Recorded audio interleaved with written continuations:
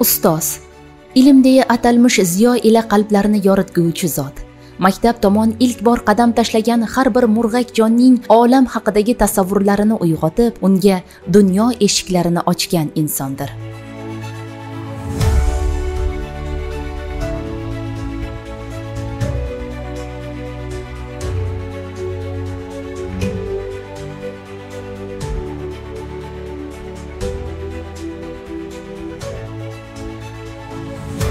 Hayotning eng muhim saboqlarini o'rgatuvchi mehribon muallimlarni qanchalar e'tirof etsak-da, negadir ozdek tuyulaveradi. Bugungi ko'rsatuvimizda o'z kasbiga butun qalb qo'rini baxshida etib, xalq farzandlarini komillik sari eltayotgan ana shunday fidoyi kasb egalari haqida so'z boradi. Qahramonlarimizning har biri uzoq yillik o'qituvchilar sulolasining vakillari hisoblanib, bugungi kunda ular Olmaliq shahar politexnikumida faoliyat yuritishmoqda. O'qituvchilik kasbini tanlashimga asosiy sabab onam bo'lgan. Maktab davridan kompyuterga qiziqqanini onam bilgan holatda Toshkent davlat pedagogika institutiga o'qishga topshirganman. Shu yerda kontrakt asosida o'qishga kirib, onam sababchi bo'lganda o'qib 4 yil, men hozir 20 yil bo'ldi, xudo xolasa, informatika fanidan dars berayotganim. Biz 11-sinfda o'qiyotgan vaqtimizda privat 8 kompyuterlar bo'lardi. O'shalardan ishlashga o'zim qiziqardim. Ko'p qolib ketardim o'sha informatika darsida. O'sha xonada ko'p qolib ketardik.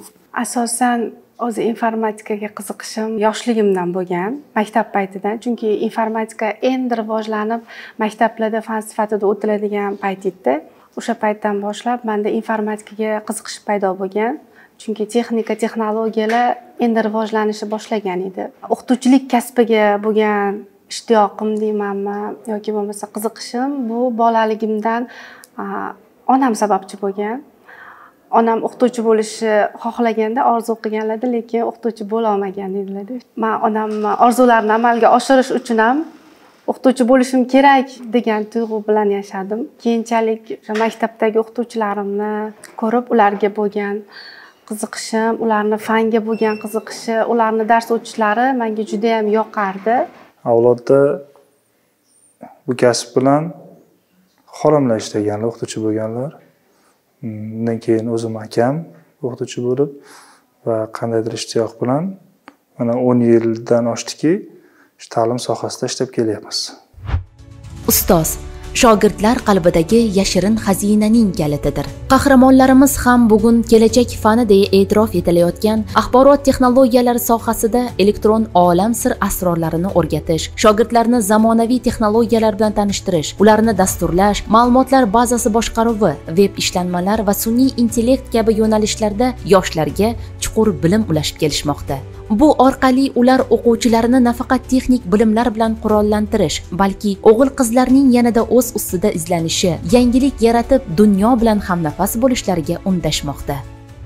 Bu informatika fani har xil sohada qolib ketyapti. Asosiy qismi informatikadan boshlanadi. Kompyuter grafikasi, dizaynerlikka bo'lindi, dasturlashchilarga bo'lindi. Hozirgi kunda bolalarni fanga bo'lgan qiziqishi juda ham kuchli. Ular juda ham sizga savol berishadi. Har kuni o'zingiz ustida ishlashingiz kerak. Avvallari darslar an'anaviy tarzda tashkil etilsa, hozirgi kunga kelib noan'anaviy tarzda tashkil qilishga to'g'ri keladi. Kundan kunga izlanishlar o'zingiz olib borishingiz kerak. Dars jarayonida ham elektron doskalar, turli xil sensorli ekranlar, planshetlar, turli xil gadjetlardan foydalanish, dars jarayonini qiziqarli tarzda tashkil etish bolaga berilayotgan bilimlarni tezda hamda chiroyli tarzda yetkazib berishga, aniq va chiroyli fikrlar bildirishiga, ularni biror bir natijaga erishishiga turtki bo'ladi. Atrofimizdagi barcha narsada informatika fani kirib borgan. Meditsina deysizmi, ta'lim deysizmi, atrofimizdagi axborot texnologiyalari juda ham rivojlangan zamonda yashayapmiz-da. Prezidentimizni 2020-yil chiqarilgan qarorida raqamli ta'lim 2030 strategiyasi joriy etildi va bolalarni kundan kunga yangi bilimlar bilan ta'minlash maqsadida ularga yangi o'z ustida ishlash, raqamli texnologiyalarni joriy etish bu pedagogdan talab qilinayotgan vazifa. Har birimiz bugungi kun bilan, bugungi yangilik bilan yashashimiz kerak. Hozirgi 2025-yilda axborot texnologiyasi davrida endi kompyuter tizimlarida dasturlash yo'nalishi ochildi.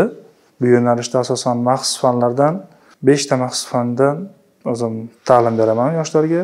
2024-yil, 2025-yil o'quv yilida bo'lsa, kompyuter grafikasi va dizayn operatori yo'nalishlari ochilgan edi. Yoshlarda qiziqish juda ko'p bo'ldi va 5 ta guruh olindi bu bo'yicha. 5 ta guruhimiz ham ancha-muncha maktab bitiruvchilarini, o'quvchilarni qamrab oldi. Bunda u yo'nalishda ham asosan 4 ta kompyuter grafikasi dizaynda raster grafikalari, demak uch-o'lchovli modellashtirish va o'sha kasbning o'zi ham kompyuter grafikasi va dizayn yo'nalishini o'ziga fan ajratilgan. Bu borada ham maxsus fanlardan dars berib kelyapman.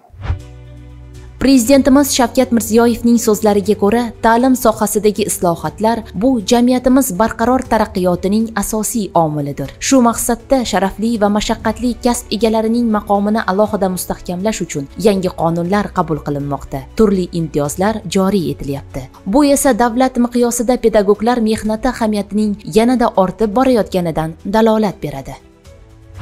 Yoshlarni hozirgi kunda shu informatikaga, kompyuter savodxonligiga bo'lgan qiziqishi kuchli edi.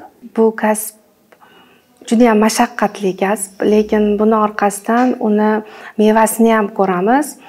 Xususan shu kasbim orqasidan yaxshi natijalarga erishganman. Hozirgi kunda informatika fanidan xalqaro sertifikatga egaman. Astrum sertifikatini qo'lga kiritganman va bunda hozir bizni muassasamizda 50% ustama to'lab beriladi. Endi hozirgi davrda yoshlarni qiziqtirish oson emas, o'zingiz bilganingizdek, chunki texnologiya asri. Ba'zi bir o'quvchilar kerak bo'lsa, o'qituvchilarni oldinlab ketish ilinjida yuribdi. Shuning uchun har kuni o'z ustingizda ishlamasangiz, harakatda bo'lmasangiz, o'quvchiga biror narsa o'rgatib bera olmaysiz. Chunki ayniqsa bizning yo'nalishimizda bu. Hozirda demak o'sha kompyuter tizimlarida dasturlash yo'nalishimizda dasturlash tillari fanimiz bor. Asosan Python va Java dasturlaridan foydalanib, kodlar yordamida dastur tuzish ishlarini o'rgatyapmiz. Amaliy sifatida nazariya va amaliyot ikkalasi bir davrda ketyapti bu vaqtda. Ko'rib turibmizki, hozir barcha yoshlarni, nafaqat talabalar, balki o'quvchilarning qo'llarida ham smartfonlar, demak Android, iOS tizimlarida ishlayotgan smartfonlar ishlatib kelishmoqda, lekin ayta olmaymiz ularning hammasi ham 100% bu tizimlardan, internet tarmog'idan yoki o'sha smartfonlardan to'g'ri foydalanib kelyapti deb. Buni yanada ham yo'lga qo'yish uchun nazorat va o'sha talabalar va o'quvchilarni to'g'ri foydalanishga o'rgatish bo'yicha kengroq yo'llar ochilishi talab qilinadi. Aynan bizning yo'nalishimizdagi fanlar ham demak o'sha o'quvchilarni, talabalarni to'g'ri foydalanishga jalb qilib keladi. Bundan tashqari axborot texnologiyalari, axborot xavfsizligi degan fanlarimiz bor. Bularda demak talabalar umuman personal kabinetda nimadan foydalanish mumkin, nimadan mumkin emasligini, bu bo'yicha talablar, javobgarliklar borligi haqida ogohlantiriladi. Talabalar hozirda qiziquvchanligi yuqori. Har bitta yangi ko'ringan ularga narsa yoshlarda bilasiz, qiziq tuyuladi. Ularda dasturlashga bo'lgan qiziqish hozirda yuqoriroq, chunki xuddi biron bir kasbiga, har qanday kasb egasi yo'q narsadan bor narsa qilganday, dasturlashda ham o'sha kodlar yordamida yo'q narsani hayotga tatbiq etish, demak o'sha dasturlarga, Android, Windows, iOS dasturlariga tushadigan dasturlar yaratib bera olish darajasiga yetishga harakat qilishyapti hozir. Hozirda oddiy kalkulyatorni yasaganiga ham ba'zilar xursand bo'lsa, ba'zi o'quvchilar kelajakda u birinchi bosqichi, hozir birinchi qadami.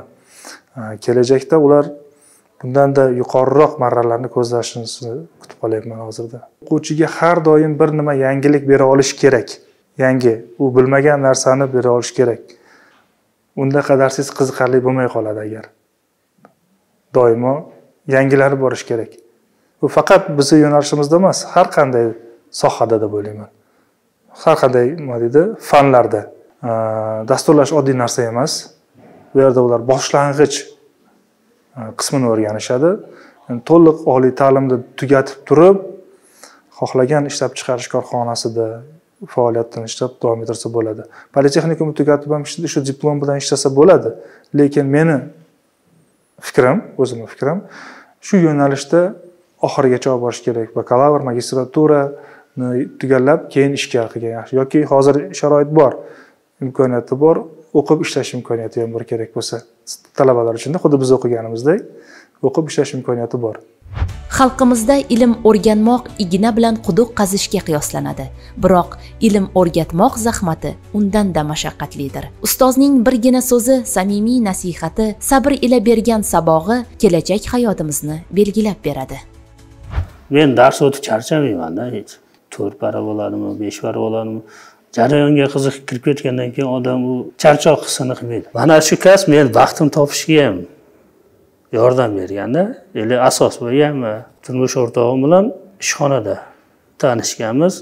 Xudoga shukr, hozir 4 ta farzandimiz bor, baxtli oilamiz. Men 2012-yil Nizomiy nomidagi Toshkent davlat pedagogik universitetiga o'qishga kirganman. O'tda xo'jayinim bilan tanishganmiz. Xo'jayinim informatika axborot texnologiyalari fan o'qituvchisi, o'zimning kursdoshim. Kun bo'yi ishdan uyga borgandan so'ng ham bu informatika mavzusi to'xtamaydi, chunki o'zimning xo'jayinim ham aynan shu sohada birga o'qiganmiz, kursdoshim. Ular bilan ham shu yangiliklar yuzasidan gaplashib turamiz, o'zaro fikr almashamiz. Sun'iy intellekt yoki bo'lmasam bolalarning qiziqishi, yangi texnologiyalar o'ylab topishga harakat qilamiz, yangi pedagogik texnologiyalarni joriy qilishga harakat qilamiz. Ular maktabda ishlaydilar, ular bilan texnikumda va maktabdagi bolalarning o'zaro dunyoqarashlari, ularni bir-biriga bo'lgan qiziqishlari, hozirgi kundagi maqsadlari, yoshlarning ongida qanday nimalarga nisbatan bo'layotgan, qanday o'zgarishlar borligini o'zaro fikr mulohazalarda o'rtoqlashib turamiz. Yangiliklar izlab topishga harakat qilamiz. Bunday imkoniyatlar yaratilayotganligidan juda ham minnatdorman.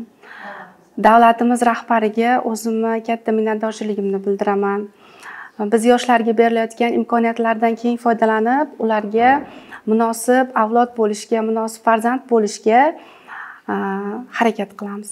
Kelajakda yosh avlodlarni barkamol, ma'naviy jihatdan yetuk shaxs sifatida tarbiyalashga, berilayotgan imkoniyatlardan keng foydalanishda ularni har tomonlama yetuk inson bo'lishlariga harakat qilamiz.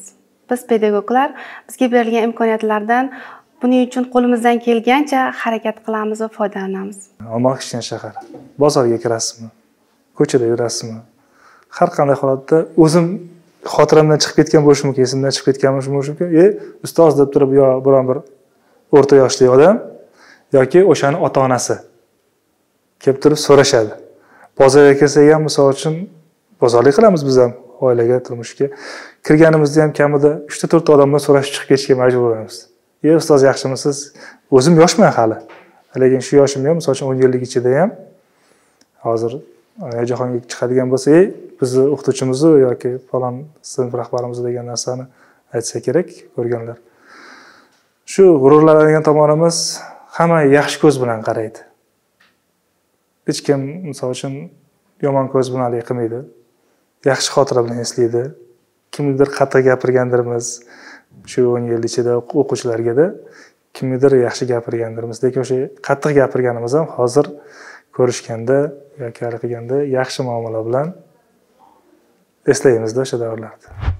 Ustoz millatning eng buyuk boyligi, jamiyatning ma'naviy ustuni, xalqning kelajagini yorituvchi shamchiroqdir. O'z umrini ana shunday mashaqqatli ishga baxshida etib, yangi O'zbekistonning yangi beruniylari, Xorazmiylari, Ibn Sino va Farg'oniylarni kamolga yetkazish, shu orqali jonajon vatanimizni dunyo miqyosida rivojlangan, tinch, erkin va farovon mamlakatga aylantirishdek mas'uliyatli vazifalarda o'qituvchi muallimlarimizga sabr, matonat, kuch-quvvat yor bo'lishini tilab qolamiz.